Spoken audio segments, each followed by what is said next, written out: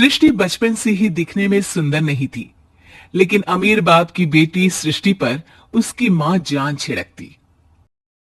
मेरी बेटी ये कितनी प्यारी है, भगवान सबको सृष्टि जैसी बेटी दे। सृष्टि धीरे धीरे बड़ी होती है। एक दिन सृष्टि की सहेली कहती है, तू दिखने में कितनी अजीब सी है, लेकिन मैं जानती हूँ हम सब में सबसे अच्छी शादी तो तेरी ही होगी। तेरे पापा अमीर जो है। और बता नहीं सकते यार, दहेज तो हर कोई देता है, ये क्या ज्यादा ले जाएगी अपने पति के लिए? अरे बड़े शहर में कोठी है इसके पापा की। अरे पापा की है ना, कौन सी इसकी है? इसकी होती तब तो कोई भी लड़का इससे शादी कर लेता। अरे पापा की मतलब पापा की है तो मेरी ही है ना? किसने कहा? अब तेरी तो तब होगी ना जब तेरा भाई ना हो।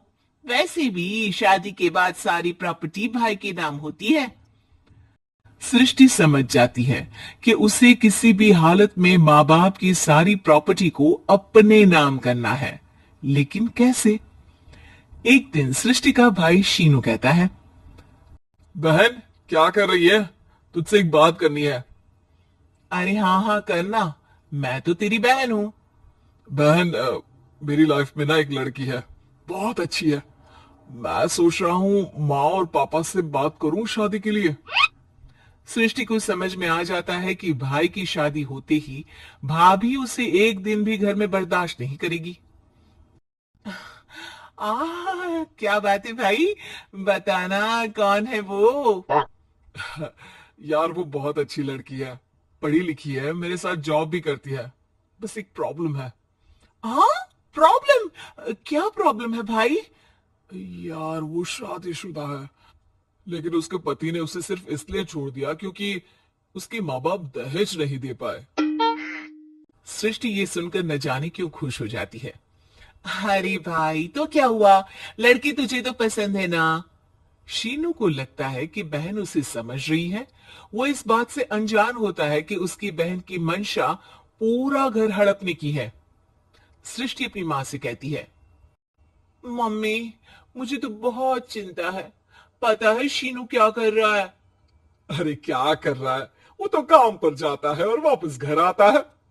नहीं ना माँ, वो यही तो नहीं कर रहा, बाकी सब कर रहा है। आपको पता है उससे प्यार है, और वो भी एक शादीशुदा लड़की से।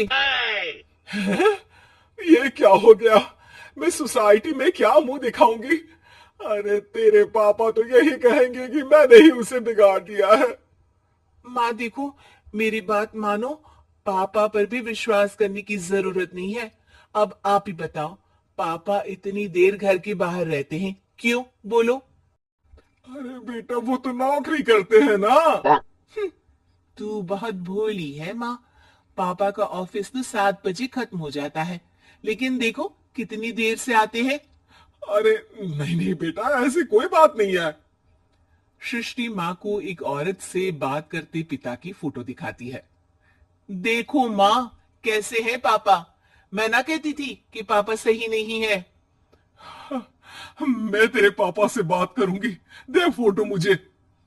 ओ माँ वो तो डिलीट हो गई।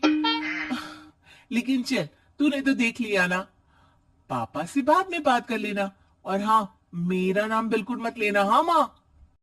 अब क्या था, सृष्टि के माँ और पिता के बीच झगड़ा होना शुरू हो जाता है। सृष्टि के मन में क्या चल रहा था कोई नहीं जानता था। एक दिन, माँ सृष्टि के लिए एक लड़का देखा है, वो लोग शाम को उसे देखने आने वाले हैं। और हाँ माँ, एक खुशखबरी, मैं और पापा मिलकर एक नया बिजनेस ट्राई कर रहे हैं।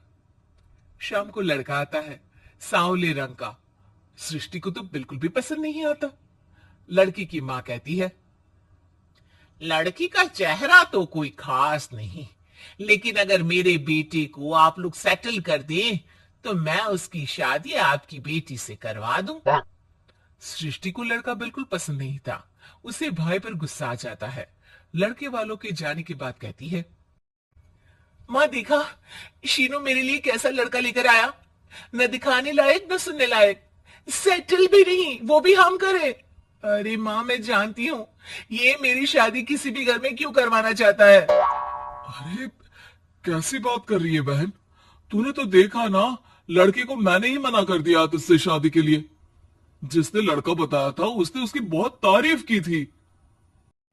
बात आई गई हो जाती है, लेकिन सृष्टि का मन शांत नहीं होता।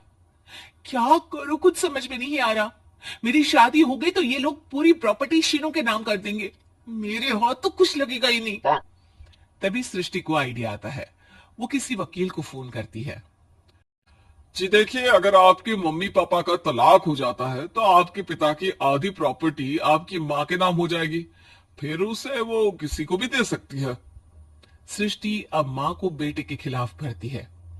माँ, शीनू पर नजर रखा करो। वो जिस लड़की के प्यार में है ना, वो शादीशुदा है। यहाँ आएगी, सारा पैसा, रुपया, जमीन, जायदाद सब हड़प लेगी। पापा का भी हाल तुमसे छुपा नहीं है। ऐसा ना हो कि मैं और आप एक दिन सड़क पर भीख मांगे। हे भगवान, मैं तो जीते जी मर जाऊंगी अगर ऐसा हो गया तो। ऐसा हो गया नहीं माँ, ऐसा ही होगा। अभी समय है, आगे का सोच लो। मैं तो कहती हूँ पापा से आधी प्रॉपर्टी लेकर अलग हो जाओ। पापा की आधी प्रॉपर्टी भी हम लोगों को अगर मिल जाती है ना, तो अगले 7 जन्म सफल समझो। बेचारी माँ बेटी के कहने पर पति से तलाक लेकर अलग हो जाती है। सृष्टि अब पैसों से गाड़ी और अपने दूसरे महंगे शौक पूरे करने लगी। उसके दोस्त भी उसके पैसे इस्तेमाल करते। सृष्टि, कल तुम कहाँ थी? मैं सारा दिन घर पर अकेली थी। तो मैं क्या करूं? मैंने ठेका तो नहीं लिया है ना तुम्हें संभालने का। माँ को सृष्टि से ये उम्मीद नहीं थी। वो बैठकर रोने लगती है। वहीं उसका पति यानी कि सृष्टि के पिता आ जाते हैं। मैं जानता था कि तुम्हारा यही हाल होगा, तो आपने मुझे रोका क्यों नहीं? मैं रोकता तो तुम रुकती क्या? सृष्टि के कहने पर तुमने मुझ पर अपने बेटे पर शक किया, लेकिन तुम ये भूल गई कि कैसे हम दोनों ने मिलकर जीवन में इतना सब खड़ा किया। माँ पति के गले लग जाती है।